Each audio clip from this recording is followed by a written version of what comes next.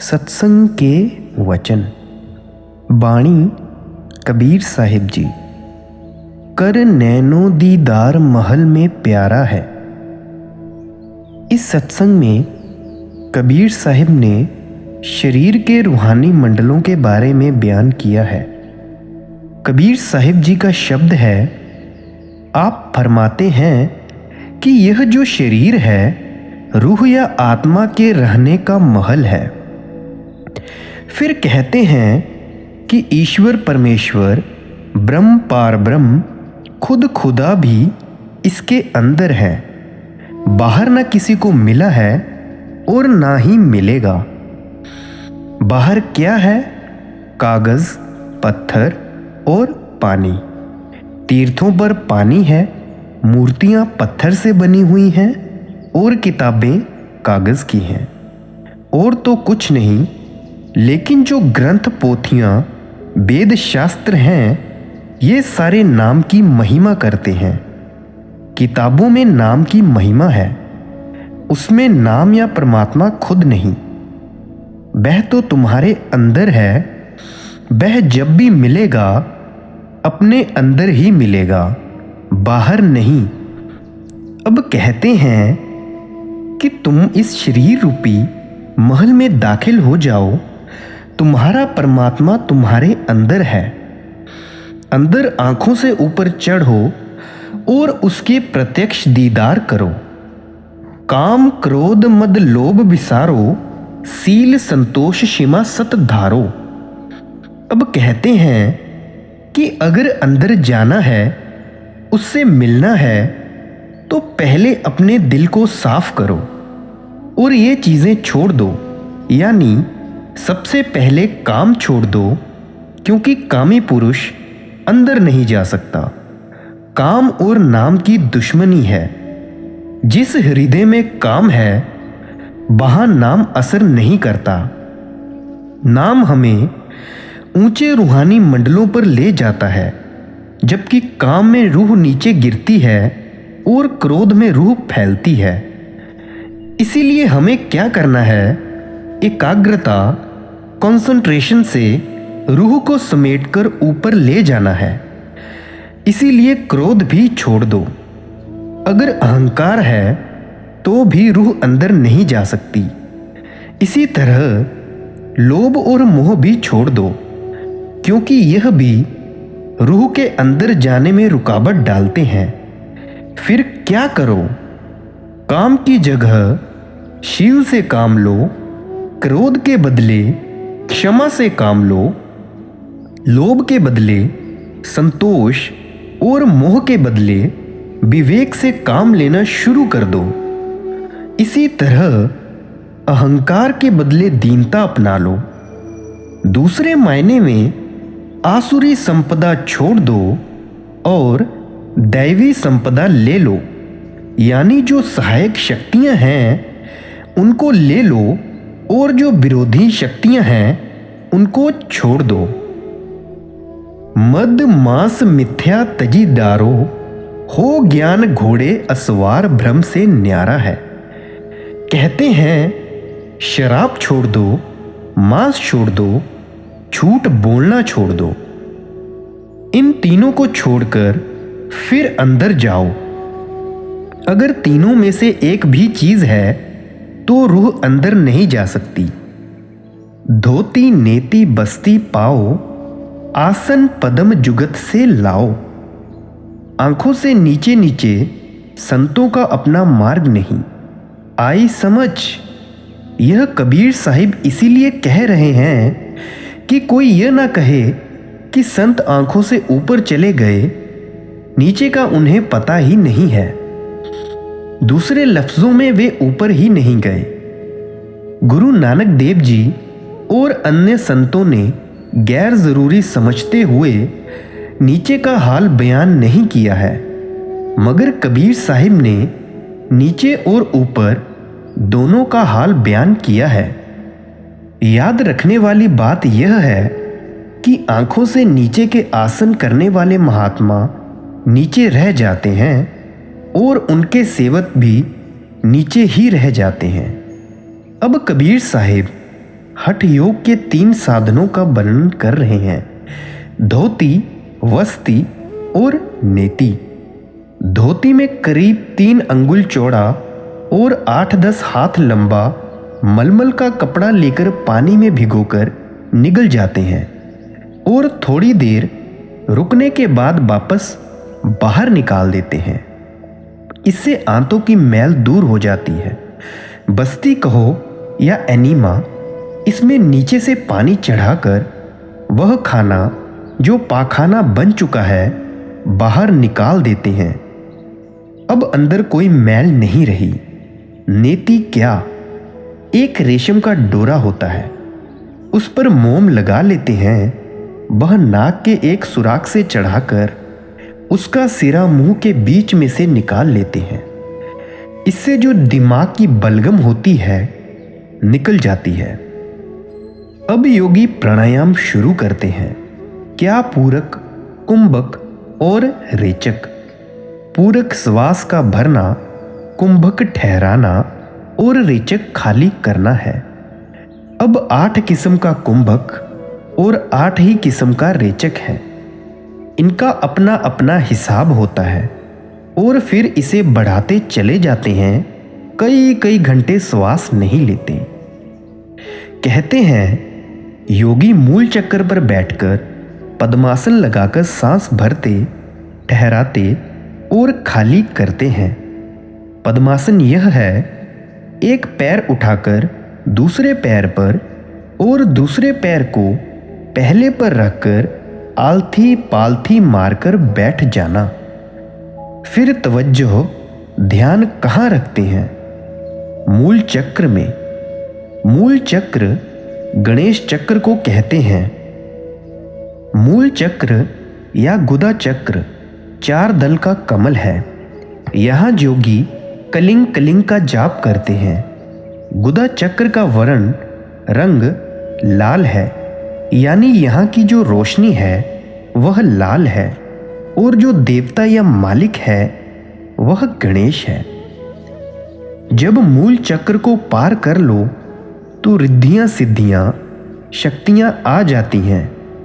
हिंदुओं में जैसे यह कहा जाता है कि पहले गणेश की पूजा कर लो, यह मुख्य पूजा है। इसका अर्थ यह है कि अगर गणेश की पूजा करो तो मनोरथ सिद्ध पूरे हो जाते हैं। अब पंडित तो कहते हैं कि गणेश की पूजा करो, मगर होता क्या है? उधर दुकान खोलनी है और इधर पूजा भी करवानी है। क्या करते हैं? कहते हैं बुलाओ पंडित जी को। वे पंडित जी मूर्तियां ले आते हैं। अगर मूर्तियां नहीं लाते हैं तो गुड़ की डरी पर धागा लपेट लेते हैं। पूजा हो गई। जब दुकान खोली वह चली नहीं तो कहते हैं कि जी पूजा तो की लेकिन बना कुछ नहीं। बने क्या? पूजा की या क्या किया? असली पूजा तो प्राणायाम करके अंदर जाना और गणेश जी के दर्शन करना था। वह किया नहीं, फिर मिले क्या? गणपति के दर्शन करने से रिद्धियां सिद्धियां हासिल हो जाती हैं और उनकी बदौलत दुनिया की चीज़ें मिल जाती हैं। ये जो रिद्धियां सिद्धियां हैं ये करामाते हैं। संत मत वाले इधर नहीं जाते। जो रिद्धियां सिद्धियां वाले महात्मा हैं उनके पास क्या होता है? कोई पुत्र देता है, कोई धन देता है, कोई कुछ। जो संतों के सत्संगी हैं वे इन चीज़ों को नहीं छेड़ते, ना ही वे संतों से करामाते मांगते हैं। संतों से करामाते मांगना बेवकूफ़ी है। जब यह मूल चक्र पार हो जाता है तब आते हैं इंद्रिय चक्र में। इस चक्र को पार करने वाले का अपना अपना हिसाब होता है। कोई 50,000 माला फेरता है, कोई 1 लाख, किसी का 1.5 लाख का सुमिरन होता है। अब कहते हैं कि स्वाग चक्र का रंग श्याम है। गणेश चक्र में पृथ्वी का तत्व है, इस जगह पानी का तत्व है। यहाँ 6 दल का कमल है, इसके मालिक ब्रह्मा और सावित्री हैं। जिस ब्रह्मा को मुसलमान मैकाइल कहते हैं, जो दुनिया को पैदा करता है। यहाँ पर बैठकर योगी ओम ओम का जाप करते हैं, लेकिन वहाँ वह ओम शब्द नहीं जो नाम की शक्ति है, बल्कि वह इन 6 चक्रों में है ही नहीं। इन 6 चक्रों में जाप ही जाप है।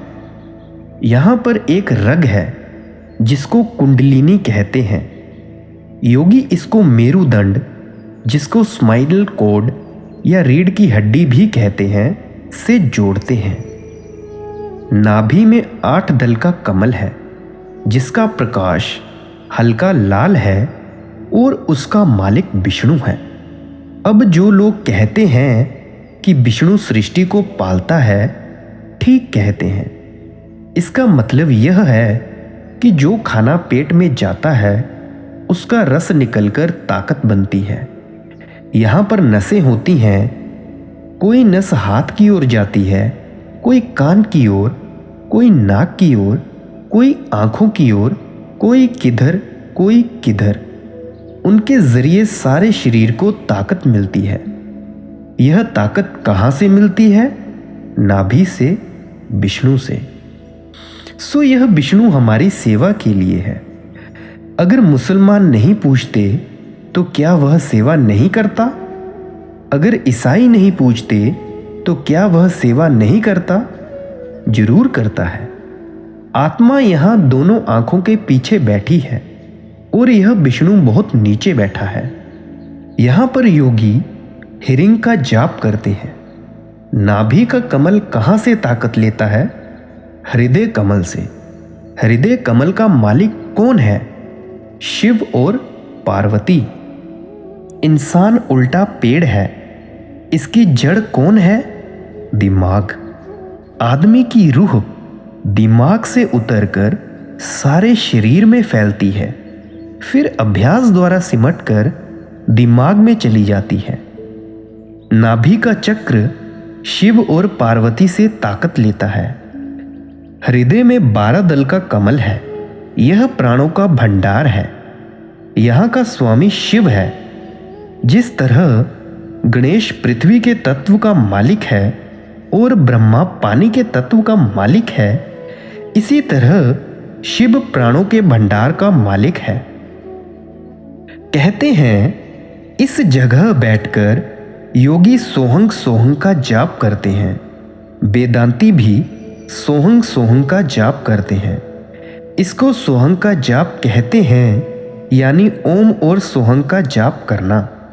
मैं भी सोहंग का जाप करता रहा हूं। कंठ में 16 दल का कमल है। इसकी मालिक अष्टांगी यानी शक्ति है, लेकिन संत इसे अविद्या कहते हैं। यह ब्रह्मा, विष्णु और शिव की मां है। यह तीनों इससे ताकत लेते हैं, यानी ब्रह्मा विष्णु से ताकत लेता है, विष्णु शिव से और शिव अष्टांगी से। इस तरह से तीनों ही अष्टांगी से ताकत लेते हैं। हरिहर ब्रह्मा चंबर ढुराई जहम रिंग नाम उच्चारा है। ब्रह्मा विष्णु और शिव इससे ताकत लेते हैं और चंबर ढुलाते हैं। इसको अष्टांगी देवी कहते हैं। यहाँ का जाप श्रृंग है। दोनों आंखों के बीच में कंज कंवल है। इसको हम दिव्य चक्षु कहते हैं। यहाँ पर मन और आत्मा रहते हैं, मगर यहाँ मन और आत्मा दोनों जुड़े हुए हैं। यहाँ आत्मा पर्दे में ढकी हुई है। इसके नीचे नीचे योगियों का मार्ग है। इसीलिए संत अपने सेवकों को इससे नीचे नहीं ले जाते। एक तो इसके नीचे कुछ कीमती जोहर है नहीं, दूसरा काफी साल लग जाते हैं। इस जमाने में इतनी उम्र है नहीं और ना कोई इतना वक्त दे सकता है। तीसरा, इसमें ख्याल नहीं लगता, अगर लगता है तो बहुत देर से। चौथा, अगर ख्याल लग भी जाए तो फिर वापस आना मुश्किल हो जाता है। इसके विपरीत संत मत में आसानी है। 1 मिनट में जाओ, और दूसरे मिनट में आ जाओ। लेकिन कब? जब सुमिरन का कोर्स पूर्ण हो जाए, फिर कुछ तकलीफ नहीं होती। हमारे स्त्रियों और पुरुषों का जब ख्याल सिमट जाता है तो उनके संबंधी या साथियों के पूछना पर मैं कहता हूँ कि इनको पड़े रहने दो, घंटे 2 घंटे के बाद खुद ही उठकर बैठ जाएंगे। अगर ना उठें तो रगों को मल दो जो गर्दन के पीछे लगी हुई हैं, फिर वे फौरन उठ बैठेंगे। मगर प्राणायाम में बड़ी भारी तकलीफ है। अगर अभ्यासी का ख्याल लग जाए तो फिर वापस आना मुश्किल हो जाता है। अब कहते हैं कि दोनों आंखों के बीच में जो स्थान है, इसको अष्टदल कमल भी कहते हैं। शरीर के 4 हिस्से हैं, पिंड, अंड, ब्रह्मांड और सचखंड। दोनों आंखों तक पिंड है, उसके ऊपर अंड, ब्रह्मांड और सचखंड है। ब्रह्म तक प्रलय होती है और सोहंग तक महाप्रलय होती है। सचखंड वह देश है जहां ना प्रलय होती है और ना ही महाप्रलय। जो ब्रह्म की मुक्ति है वह बेशक युगों पर्यंत है, मगर क्या हुआ अगर लाखों साल बाद भी आना पड़ा? इसके विपरीत जो संतों की मुक्ति है वह हमेशा के लिए है। इसीलिए संत उसी मुक्ति को मांगते हैं और अपने सेवकों को भी दिलाते हैं। जो 6 चक्र हैं यह पिंड देश में है। अब कबीर साहिब ऊपर का यानी अपना मत बयान करते हैं। सत्संग कर सतगुर सिर धारा, वह सत नाम उचारा है। फरमाते हैं जब हम सत्संग में जाएं, जब हम सतगुरु की संगति में गए, उसने बताया कि तुम्हारा देश सचखंड है। अब योगियों की आखिरी हद यहां से 6ठे चक्र तक है। कोई कोई योगीश्वर ब्रह्म तक गया है। सो जो योगियों की आखिरी हद है, वहां से हमारे संत मत की हद शुरू होती है। हमारी मंजिलें ऊपर हैं। यहां पिंड देश में स्थूल शरीर और स्थूल माया है। सहस्रदल कमल में सूक्ष्म शरीर और सूक्ष्म माया है। ब्रह्म में कारण शरीर और कारण माया है। मन भंवर गुफा तक सूक्ष्म महासूक्ष्म हो जाता है, लेकिन वश में नहीं आता। फिर नीचे गिरा देता है, धोखा दे देता है। सतगुरु का उपदेश है कि अस भंवर गुफा से ऊपर आ जाओ। संतों का मत यह है कि जब यहां दोनों आंखों के बीच में बैठकर अभ्यास करोगे तो सारी चेतन सत्ता शरीर से निकलकर ऊपर मस्तक में आ जाएगी। शरीर मुर्दा हो जाएगा। हमें प्राणों को नहीं लेना है, योगियों ने लिया है। मन और आत्मा तो पहले ही जुड़े हुए हैं। योगियों ने प्राणों को भी साथ ले लिया, मगर प्राण चिदाकाश से आगे नहीं जाते। प्राण अपना काम करें, हमें उन्हें छोड़ देना है। अगर हम इस तरह आंखें बंद करके बैठ जाएं, तो हमारा दुनिया से क्या ताल्लुक है? कहते हैं कोई नहीं, यह शरीर एक मिट्टी की ढेरी है, इससे ज्यादा कुछ नहीं। जब आंख खोली तो दुनिया से ताल्लुक हो गया।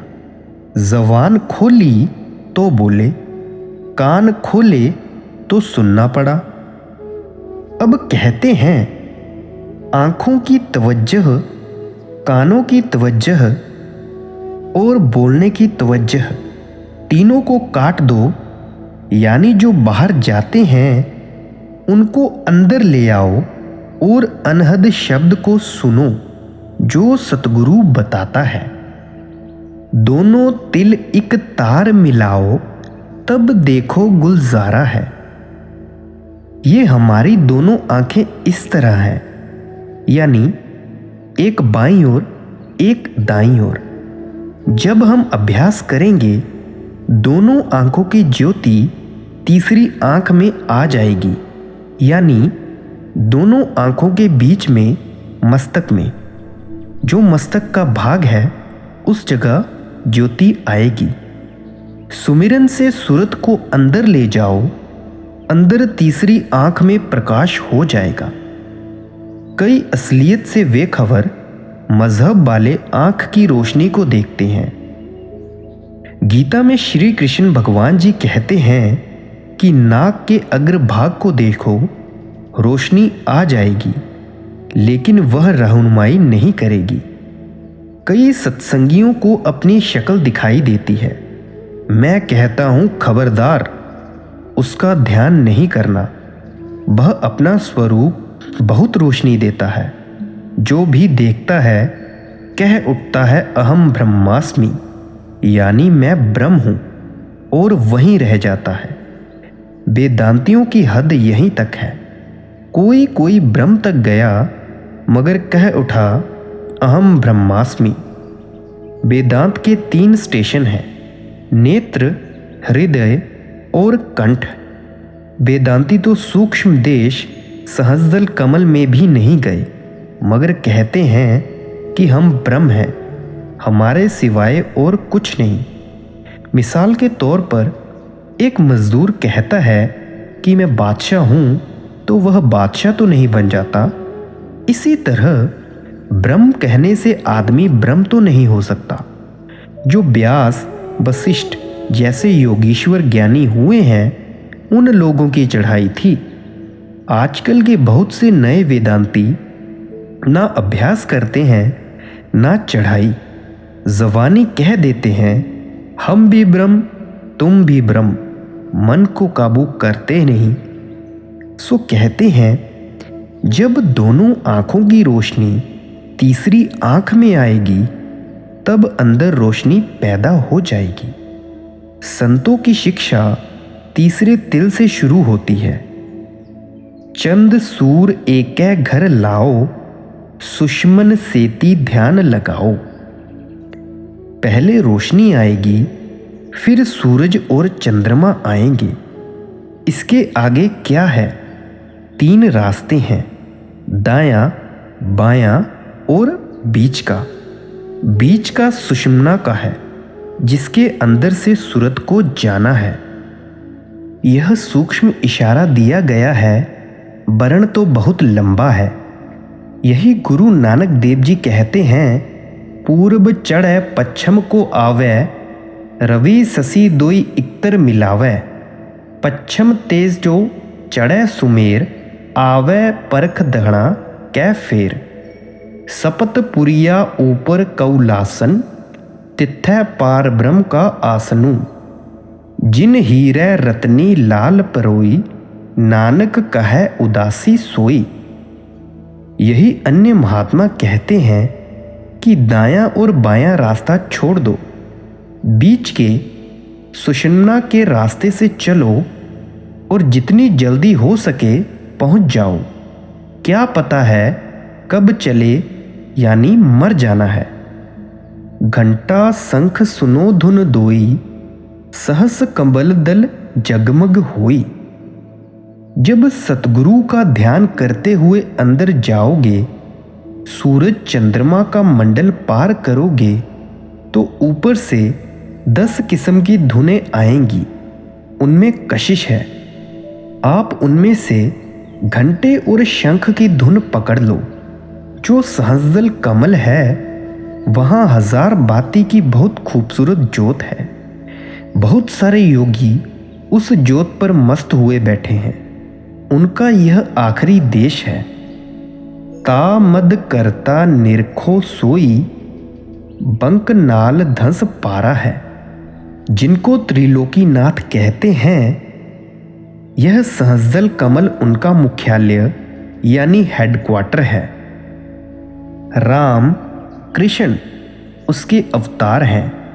वे इसी जगह स्टेशन से आते हैं। जब योगी सहस्दल कमल को पार कर लेते हैं और आगे जाना चाहते हैं, तो इसके ऊपर एक रग है, जो बाल के 10वें हिस्से से भी बारीक है।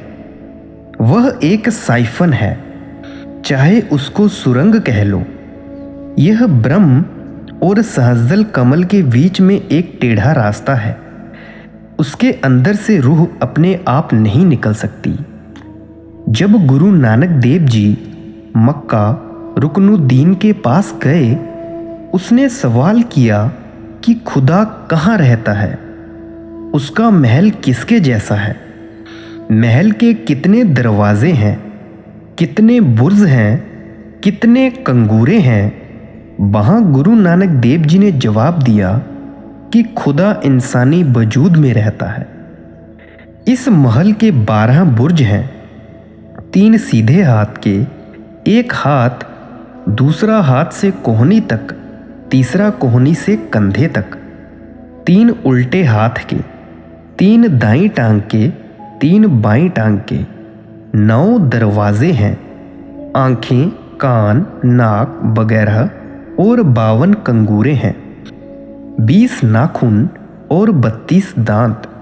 फिर कहते हैं, ऊपर खास महल पर देवे बांग खुदाए, सुत्ते बांग न सुन सकन, रेहा खुदाई जगाई। ए रुकनुद्दीन, जो आवाज ऊपर से आती है वह बुलाती है, मगर लोग सोए हुए हैं, सुनते नहीं। फिर कहते हैं, सुत्ती पई निभाग बस सुने न बागा कोई, जो जागे सेई सुने साई संधि सोई। कि सारी दुनिया सोई हुई है, जिस पर मालिक दया करे उसको जगा देता है।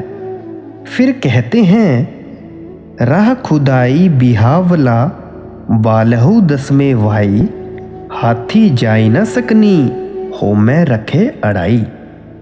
कि वह बाल से भी बारीक रास्ता है, मन हाथी है। इस बारीक रास्ते से कैसे निकला जा सकता है? जब यह मन बारीक, नम्र और निर्मल हो जाए तब निकल सकता है। अब सहस्रदल कमल में बेशुमार रिद्धियां सिद्धियां शक्तियां हैं। फिर ऐसी ऐसी खूबसूरत स्त्रियां हैं जिनका नमूना दुनिया में नहीं। इसी तरह स्त्रियों के लिए भी खूबसूरत मर्द हैं। जो स्त्रियां यहाँ कायम नहीं रहती, वे वहाँ भी कैसे बच सकती हैं? इसी तरह जो मर्द यहाँ कायम नहीं रह सकते, वे वहाँ कैसे बच सकते हैं? इसीलिए यहाँ सत्संग में यह शिक्षा दी जाती है कि मन इंद्रियों को काबू में रखो। जिसका मन यहाँ काबू में नहीं, जब वह अभ्यास करके अंदर जाता है तो वे कहती हैं कि तू यह भजन सुमिरन छोड़ दे, हम तुझे बादशाह बना देंगी। अगर स्त्री है तो कहती हैं कि हम तुझे महारानी बना देंगी। क्योंकि सतगुरु साथ होता है, इसीलिए वह अपने शिष्यों को इधर उधर फंसने नहीं देता है। सतनाम सुन भागे सारे, जब सतगुरु नाम उचारा है। बस सिर्फ जो मंत्र सतगुरु देता है उसको जपो, कोई पास नहीं आएगा। न यमदूत पास आते हैं, न धर्मराय पास आता है और न काल नजदीक आता है। गगन मंडल बिच उर्द मुख कुइया, गुरुमुख साधु भर भर पिया। कहते हैं यह ब्रह्म का देश है। जिस तरह सहस्रदल कमल में अमृत बरसता है, इसी तरह त्रिकुटी में भी अमृत बरसता है। अब हमें उल्टी चढ़ाई करनी है। यही सप्त ऋषियों ने वाल्मीकि को शिक्षा दी थी कि उल्टा नाम जप।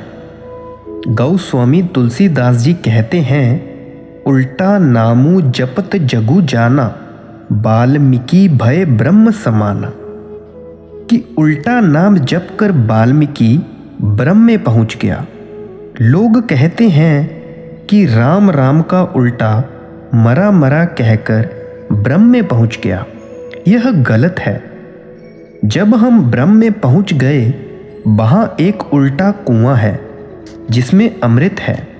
जब अमृत पिया, जन्मों जन्मों की आशा तृष्णा की प्यास बुझ गई। जो वहां पहुंचे वह साध है। रंगे हुए कपड़े पहनने वाले का नाम साध नहीं, घर बार छोड़ने वाले का नाम साध नहीं, बल्कि वहां पहुंचने वाले का नाम साध है। निगुरे प्यास मरे बिन किया, जाके हिये अंधियारा है। कहते हैं जिन जिन को कोई गुरु मिला उसने नाम दिया, ये मेहनत करके अंदर गए, यह दौलत उनके लिए है। जो अंदर नहीं गए उनके लिए नहीं। वैसे यह दौलत चोरों, ठगों और अन्य ऐप पाप करने वालों के अंदर है, मगर उनको कोई कद्र नहीं। पहाड़ों में हजारों लाखों हीरे जवाहरात हैं, मगर वहां उनका कौड़ी जितना भी मूल्य नहीं। जब जौहरी की दुकान पर लाए गए तो उनकी हजारों लाखों रुपए कीमत आंकी गई। त्रिकुटी महल में विद्या सारा, घनहर गरजे बजे नगारा। कहते हैं ब्रह्म विद्या का भंडार है। ब्रह्म में से सृष्टि पैदा हुई है, यही पालता है और यही फिर मिटाता है। यहाँ मातलोक में स्थूल माया है, सहस्र कमल में सूक्ष्म माया है और ब्रह्म में कारण माया है। माया के बिना उत्पत्ति नहीं हो सकती। वहां त्रिकुटी में जो धुन उठ रही है बहुत मनमोहनी है। जिस तरह मृदंग में से अति प्यारी गूंज निकलती है, या जिस तरह बादलों के गरजने की मीठी मीठी आवाज। लाल बरन सूरज उंजियारा, चतुर कंबल मझार सबद ओंकारा है। जिस तरह सुबह के सूरज की रोशनी लाल होती है, इस देश का सूरज भी लाल है। इस दुनिया के 1000 सूरज इकट्ठे कर लो तो वहां का एक सूरज बनता है। परमेश्वर ने आदमी के अंदर इतनी रोशनी रखी है, पर इस बेचारे को क्या खबर। यहाँ 4 दल का कमल है।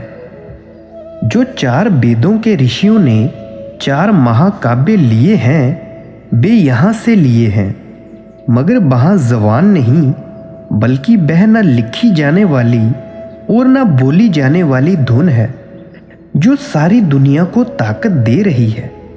4 वेद, 4 धुनें हैं, जिसका जबान से वर्णन किया गया, मगर असलियत बयान नहीं की जा सकती।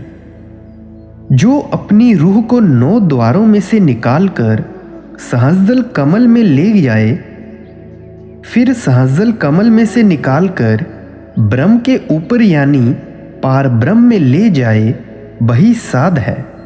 जो पूर्ण साधना करे वही पूर्ण साधु है। सिर्फ रंगे हुए कपड़े पहनने से साधु नहीं बना जाता। अब 10वां द्वार आ गया। इसकी रोशनी सफेद है। वहां पर एक तीर्थ है जिसको कबीर साहिब मान सरोवर कहते हैं, और उपनिषदों को मानने वाले ऋषि मुनि उसे प्रयाग या त्रिवेणी कहते हैं। आदमी के अंदर ही गंगा है, अंदर ही यमुना है, अंदर ही सरस्वती है। जहाँ पर इनका संगम होता है उसे प्रयाग कहते हैं। ऋषि मुनियों ने अंदर देखा है, लेकिन लोगों ने बाहर गंगा, यमुना और सरस्वती के संगम का नाम प्रयाग रख दिया। जब वाल्मीकि अभ्यास करके सूरत को ब्रह्म में ले गए, अंदर की कुल रचना देखी, तब रामचंद्र की पैदाइश के 10,000 साल पहले रामायण बना के रख दी। अब काल भगवान ने देखा मेरा सिस्टम इंतज़ाम खराब हो जाएगा। जब उसने ऐसी रचना रची ताकि दुनिया बाहर ही बाहर रह जाए, अंदर ना जा सके, इसलिए दुनिया वाकई बाहर मुखी हो गई। अब इस रमज भेद को कौन समझे। तुलसी साहिब ने इस रमज को बड़ी अच्छी तरह खोला है। इस 10वें द्वार के प्रयोग को गुरु नानक देव जी अमृतसर कहते हैं। यहाँ जाकर मन, माया, 25 प्रकृतियाँ, तीनों गुण, 5 तत्व उतर जाते हैं और आत्मा नंगी हो जाती है। वहाँ कोई शरीर नहीं। तब यह कहती है मैं आत्मा हूँ। फिर कहती है कि मेरा परमात्मा कौन है? सतपुरुष सतनाम है। अब जो अंदर नहीं जाते वे कैसे माने? संत कहते हैं कि आओ जीते जी ऊपर चलो। वे मरने का उद्धार नहीं रखते, बल्कि कहते हैं अब करो, अब लो। जहाँ तक माया है, माया के भोग हैं, वहाँ तक हमारी कौवे की वृत्ति है। कौवे की खुराक क्या है? विष्टा। यहाँ आत्मा की खुराक क्या है? भोग। जब यह स्थूल, सूक्ष्म, कारण तीनों शरीर उतार देता है, अमृतसर में नहाता है, तब इसकी हंस गति हो जाती है। वहाँ न इंद्रियां हैं ना मन, वहाँ निरोल विशुद्ध आत्मा है। तब यह कहता है मैं आत्मा हूँ। उस अमृत को पीकर उसमें स्नान करने पर यह ऊपर रूहानी मंजिलों पर जाने के काबिल होता है। जिस तरह आदमी BA MA पास करके किसी व्यवसाय में जाने के काबिल होता है, नहीं तो यह माया के पिंजरे का तोता है।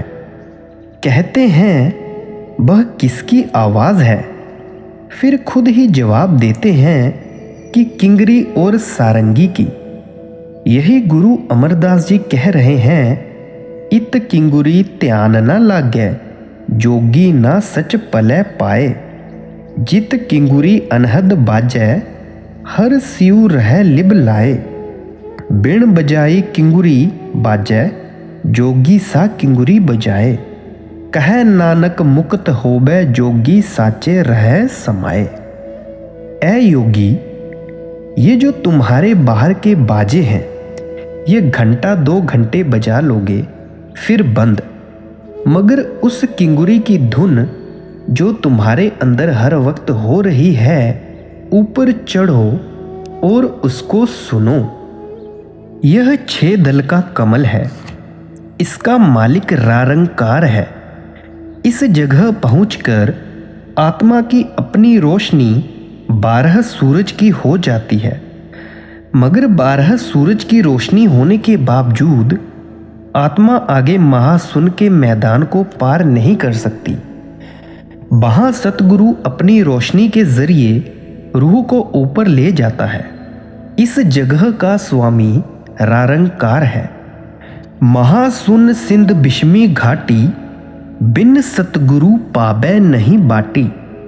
बस अब रूह पारब्रह्म के ऊपर, जिसको महाशून्य कहते हैं, पहुंच गई। कहते हैं वहाँ 8 दल का कमल है। यहाँ बड़ी ऊंची यानी विषम घाटी है, यानी आगे तिमिर खंड है। तिमिर बोलते हैं अंधेरे को, यानी अंधेरा ही अंधेरा है। वहाँ आत्मा की अपनी 12 सूरज की रोशनी कुछ काम नहीं करती, लेकिन जब हम उसे पार करते हैं, सतगुरु शब्द स्वरूप में हमारे साथ होता है। सतगुरु सेवक की सूरत अपने में लीन करके इस मंडल से पार करा देता है। सतगुरु का अर्थ क्या है? अंधेरे में से प्रकाश की ओर ले जाने वाला। जब यह एक बार अभ्यास करके सचखंड पहुंच जाए, फिर इसकी अपनी रोशनी हो जाती है। फिर महाशून्य के मैदान से पार होने के लिए इसको किसी की ज़रूरत नहीं। लेकिन अगर कोई लड़का कहे कि मैं पहले ही पढ़ा लिखा हूँ, मैं उस्ताद से नहीं पढ़ूंगा, फिर उसे कौन पढ़ाए? कोई नहीं। जो कहते हैं कि हमें गुरु की ज़रूरत नहीं, मैं कहता हूँ कि उनको परमात्मा की भी ज़रूरत नहीं। व्याघ्र सिंह सरप बहु काटी, तह सहज अचिंत पसारा है। जिस तरह सहस्जल कमल में जिज्ञासु को विरोधी शक्तियां प्यार से समझाती हैं कि हमारा कहा मान, आगे मत जा, हम तुझे यहाँ का बादशाह बना देंगे और अन्य भोगों के समान दे देंगे। इसी तरह यहाँ पहुंचकर वे विरोधी शक्तियां डराती हैं। मतलब क्या? अगर प्यार से नहीं समझा तो डराकर मना लिया जाए। आगे 3 देश हैं, उनमें से जाने के लिए 3 ही रास्ते हैं।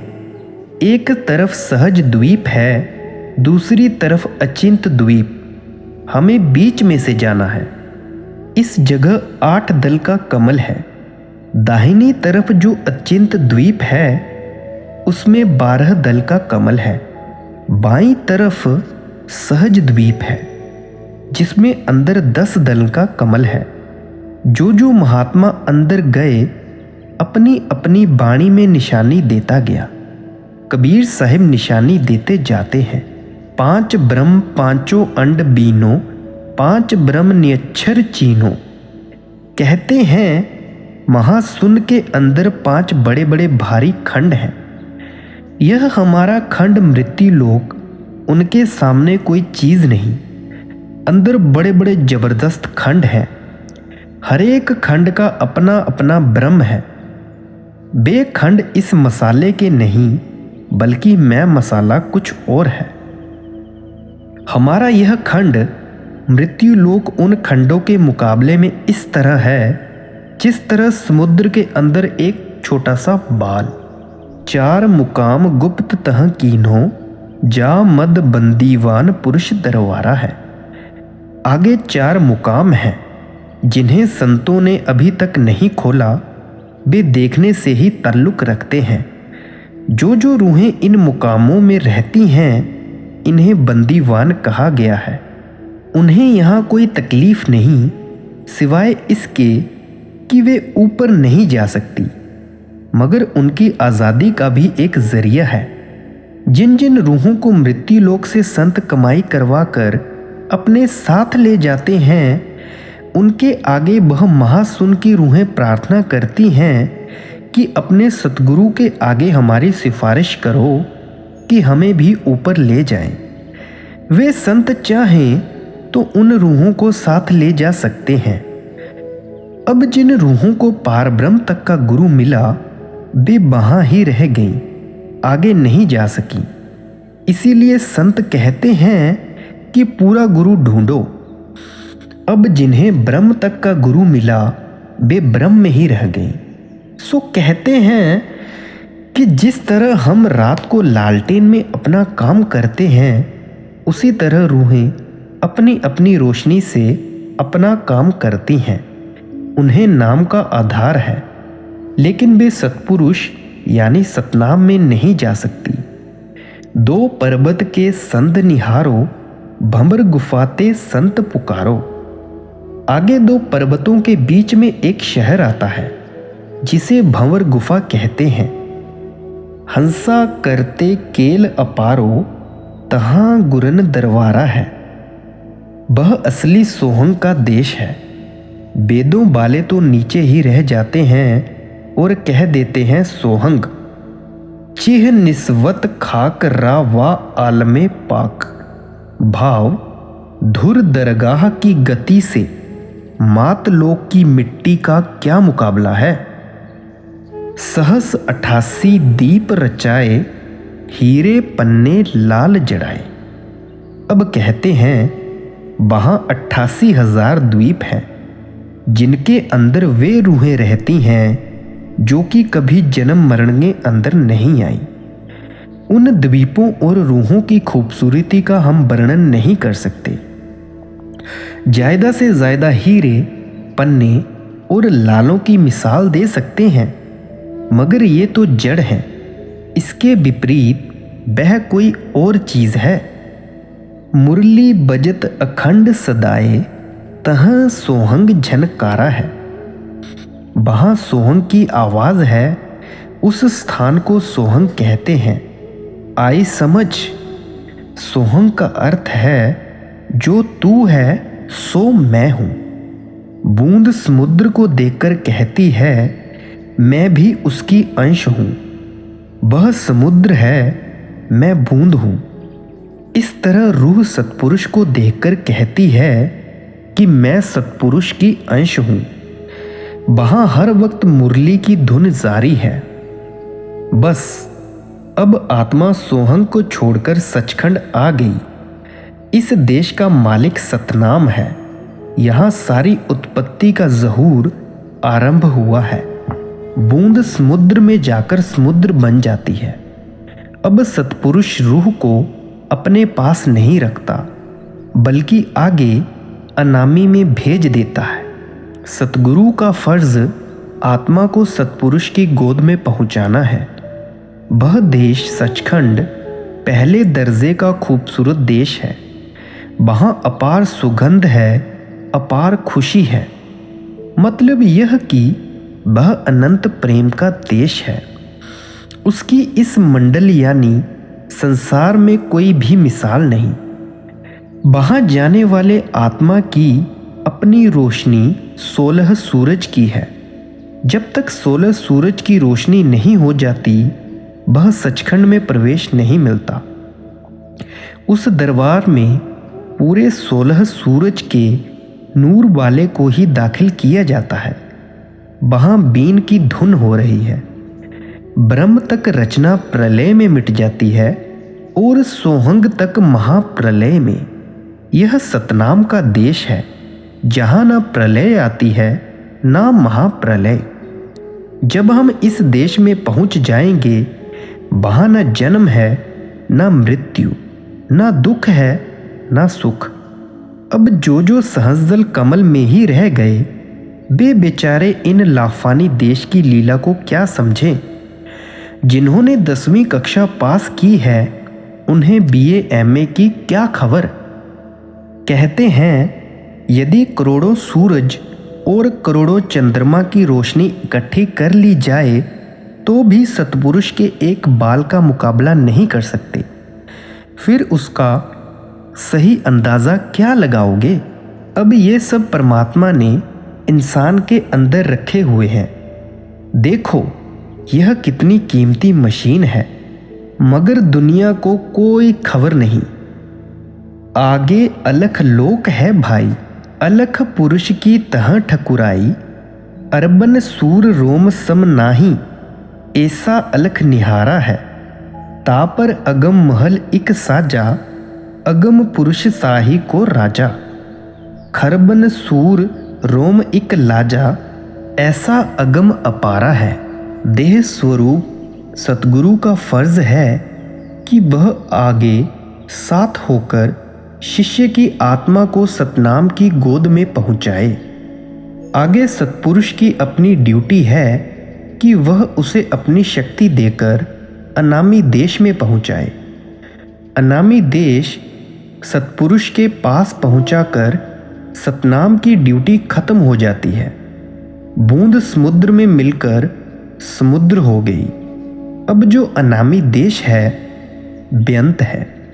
उसके बारे में तुम कुछ नहीं कह सकते। अब यह 8वीं मंजिल है। यह संतों का देश है। जो वेद शास्त्र हैं, वे दूसरी मंजिल पर खत्म हो गए। फिर संत उन वेद शास्त्र वालों को क्या समझाएं। संत मत को पूरे तौर पर समझ लिया जाए तो किसी मजहब की ज़रूरत ही नहीं रह जाती। एक सत्संगी हुजूर जिस तरह वह अनामी पुरुष अथाह है और उसका वर्णन करने के लिए ज़बान बंद है, इसी तरह यहाँ सतगुरु के स्वरूप का वर्णन करने के लिए भी ज़ुबान बंद है। वह कुछ नहीं कह सकती। महाराज जी, मगर इसको हजम कर लिया करो। भीखा बात अगम की कहन सुनन में नाही, जो जाने सो ना कहे जो जाने नाही। यह तो हजम करने वाली बात है। इसके ऊपर अकह लोक है, जिसको अनामी भी कहते हैं। यहाँ पहुंचकर सारे संत महात्मा चुप हो गए। अब कबीर साहिब कहते हैं कि शरीर के अंदर जो रचना रची हुई है, मैंने उसका बयान कर दिया है। यह बात समझने वाली है। आदमी के अंदर तो सब कुछ मौजूद है, लेकिन विरोधी ताकतों ने उस पर पर्दा डाला हुआ है। विरोधी शक्तियां कौन सी हैं? माया और काल, जिनकी लोग पूजा करते हैं, वे ही उन्हें खाता है। माया और काल हमारे रास्ते की रुकावटें हैं। काल आत्मा को बना नहीं सकता, काबू में रख सकता है और आत्मा को बाहर जाने नहीं देता। वैसे स्वर्ग भी देता है, वैकुंठ भी देता है। संत आकर इसका पर्दा फाड़ देते हैं। वे कहते हैं, हे शिष्य, तुझे जीते जी प्रलय, महाप्रलय से आगे सचखंड ले चलते हैं। अब काल ने क्या धोखा दिया है और माया ने क्या, यह आगे कहते हैं। आदि माया किन्हीं चतुराई, झूठी बाजी पिंड दिखाई। अंदर चक्रों के 3 दर्जे हैं। पहला पिंड, दूसरा अंड, तीसरा ब्रह्मांड। जो ब्रह्मांड के 6 चक्र हैं, उनका प्रतिबिंब अंड के 6 चक्रों पर पड़ता है, और जो अंड के 6 चक्र हैं, उनका प्रतिबिंब पिंड के 6 चक्रों पर पड़ता है। यह माया का धोखा है। अब जो ब्रह्मांड है, संत ही वहाँ जीवों को ले जाएं तो ले जाएं, नहीं तो कुछ पिंड में भटके, कुछ अंड में आगे नहीं गए। अब इस शब्द को, इस पर्दे को संतों ने ही खोला है। वे कहते हैं कि ऐ शिष्य, आ ऊपर और देख कि माया ने क्या जाल रचा है। फिर संत इसको ब्रह्मांड में ही नहीं छोड़ देते, बल्कि सचखंड में भी ले जाते हैं। अवगति रचन रची अंड माही, ताका प्रतिबिंब डारा है। बस यहाँ ब्रह्मांड के चक्रों का प्रतिबिंब नीचे अंड में आ गया, वहाँ काल ने भुला दिया। यहाँ पिंड में अंड का प्रतिबिंब दिखाकर माया ने भुला दिया। शब्द विहंगम चाल हमारी, कहें कबीर सतगुरु दई तारी। अब अभ्यासी जिस वक्त अभ्यास करना शुरू करता है, उसे क्रमवार 4 चालें अपनानी पड़ती हैं। पहली चींटी, दूसरी मकड़ी, तीसरी मीन और चौथी विहंगम। पहले सुमिरन द्वारा आत्मा 9 द्वारों में से बहुत धीरे धीरे निकलती है। जिस तरह चींटी बड़ी मुश्किल से दीवार पर चढ़ती है, गिर जाती है, फिर चढ़ती है, फिर गिर जाती है। यह लंबा कोरस है। यहाँ प्रेम और विश्वास का काम है। अगर पूरा प्रेम और पूरा विश्वास होगा तो आत्मा ऊपर चली जाएगी। आगे मकड़ी मार्ग है। जिस तरह से मकड़ी तार के जरिए छत से नीचे उतरती है और खा पीकर फिर तार के जरिए ऊपर चढ़ जाती है, इसी तरह आत्मा जब ऊपरी मंजिलों पर आना जाना शुरू करती है तो इसकी चाल तेज से तेज हो जाती है। तीसरा मार्ग मीन मार्ग है। मछली चढ़ाई की आशिक है। 50 फुट की ऊंचाई से धार गिरती हो तो भी मछली फौरन चढ़ जाती है। चौथा विहंगम मार्ग यानी पंछी मार्ग है। जिस तरह पंछी एक पहाड़ से उड़ा, दूसरे पर जा बैठा और दूसरे पहाड़ से उड़ा, जमीन पर जा बैठा, इसी तरह यहाँ आंखें बंद की, सचखंड चले गए, आंखें खोली और वापस शरीर में आ गए। कबीर साहिब जी कहते हैं कि मेरा विहंगम मार्ग है। फिर कहते हैं कि यह मार्ग मुझे किसने बताया? सतगुरु ने। उन्होंने रास्ता दिखाया, मैं कमाई करके यहाँ आ गया। खुले कपाट शब्द झनकारी, पिंड अंड के पार 100 देश हमारा है। कहते हैं अगर संतों का देश देखना है तो पिंड और अंड के दोनों देशों को छोड़ दो और ब्रह्मांड में आ जाओ, फिर सचखंड में चलो। उस देश में माया का दखल नहीं। राधा स्वामी जी।